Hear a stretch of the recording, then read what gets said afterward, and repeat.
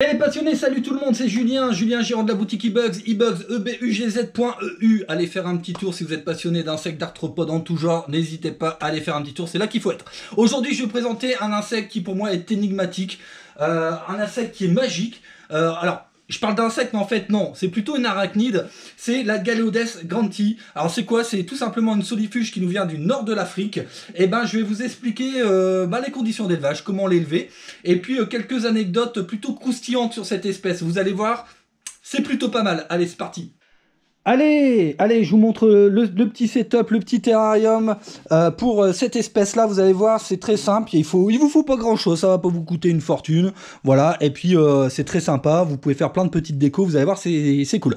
Alors déjà, il vous faut un terrarium qui soit hyper aéré. Voilà, pourquoi? Parce que c'est une espèce qui vit dans un climat plutôt sec et aride, hein. C'est une espèce du nord de l'Afrique, quasi désertique. Donc, il vous faut un terrarium vraiment où on ne trouve pas énormément d'humidité. Donc, forcément, un terrarium bien aéré. Donc là, moi, j'ai choisi un Exoterra, c'est plutôt aéré. Vous voyez, il y a les grilles d'aération ici, donc ça va, ça passe nickel. Ensuite, dans ce terrain, on va mettre donc du sable, comme vous pouvez le voir. Alors pourquoi du sable? Encore une fois, nord de l'Afrique, plutôt désertique, donc faut pas hésiter, vous mettez du sable. Là, j'en ai mis une petite couche, mais vous pouvez mettre une plus grosse couche, hein, tout simplement parce que cette espèce-là aime bien creuser. Donc n'hésitez pas à en mettre, allez, 5 cm, histoire qu'elle puisse creuser, faire son petit truc, voilà, son petit endroit à elle. Donc n'hésitez pas, vous en mettez un petit peu plus. Alors ce qui est hyper important, c'est la cachette. Voilà, parce que c'est une espèce qui va vraiment aimer se cacher, donc elle va rester cachée, donc voilà, une petite cachette. Alors là, moi je mets une noix de coco, mais bon, vous pouvez mettre d'autres choses, c'est pas un souci, vous pouvez mettre tout ça, les cachettes, genre les grottes, les petits trucs comme ça, il n'y a pas de problème, tant qu'elle a une petite cachette, c'est le principal. Ensuite, vous allez pouvoir un peu custom, hein, votre terrain. Donc là, vous allez y mettre, alors moi j'ai choisi un peu de branches secs comme ça, sèches, pardon, mais vous pouvez y mettre même des petites feuilles sèches. Voilà, ce qu'il faut, c'est que le décor ou ce que vous allez mettre dedans ne soit pas humide. Voilà, donc faut pas mettre de plantes tropicales ou ce genre de choses. Non, vous allez toujours rester sur des choses sèches. Donc là, des branches sèches, ça peut être des feuilles sèches aussi un petit peu, par-ci, par-là. Elle va adorer parce qu'elle va aller se cacher en dessous, tout ça, elle va se promener. Donc, voilà, c'est plutôt sympa. Donc vous voyez là, ça fait un beau petit setup.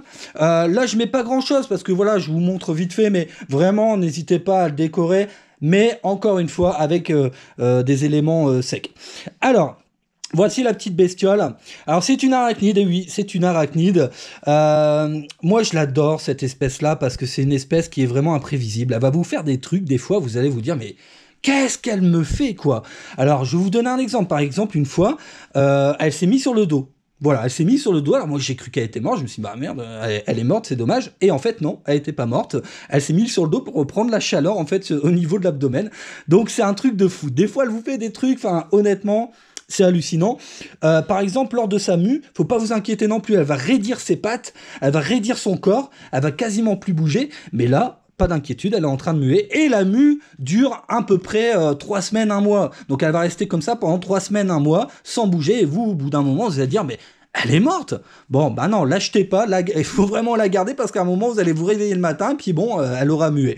Donc, c'est vraiment imprévisible. C'est une espèce que j'adore pour ça. Voilà, elle est vraiment très originale. Vraiment. Hein. Alors, pour la prendre, faut faire attention. C'est une espèce qui peut être bizarrement assez agressive.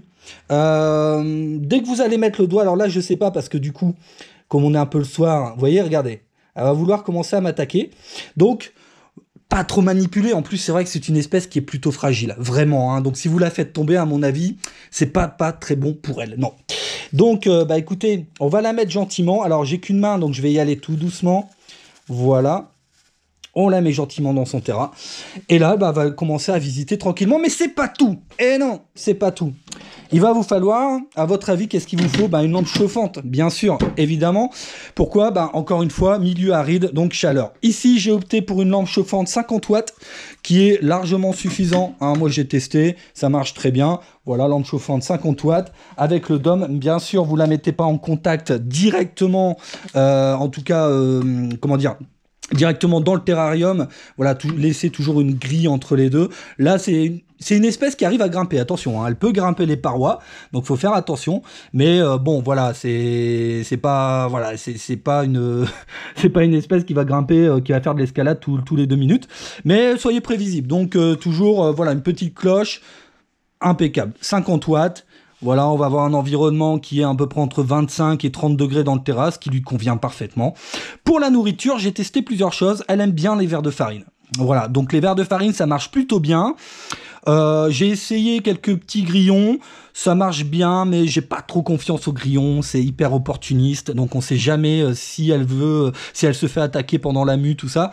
Ou alors vous mettez des grillons à la pince, vous essayez de lui donner à la pince, à la limite, et vous attendez qu'elle mange tout pour être sûr que le grillon ne s'en sorte pas et qu'il puisse pas la grignoter. Voilà ce qu'il fallait dire en tout cas pour cette espèce-là. Moi je la trouve géniale, vraiment, c'est une de mes espèces préférées. Alors si vous c'est pareil, elle vous tente, n'hésitez pas, vous allez sur le site ibugs.eu, c'est disponible, allez-y. Si vous avez tout chez vous, le Terra, la petite lampe, si jamais vous n'avez pas le matos, vous pouvez faire un petit tour sur le site SkyStuff également. Et puis, écoutez, moi je la trouve vraiment magnifique, magique, et on s'ennuie pas avec cette espèce-là, parce que je vous jure, croyez-moi, sur parole, elle vous fait des trucs de dingue. Voilà, des grosses dingueries. Allez, je vous souhaite en tout cas une excellente soirée, une excellente journée. C'était Julien, gérant de la boutique eBugs. Ciao les passionnés.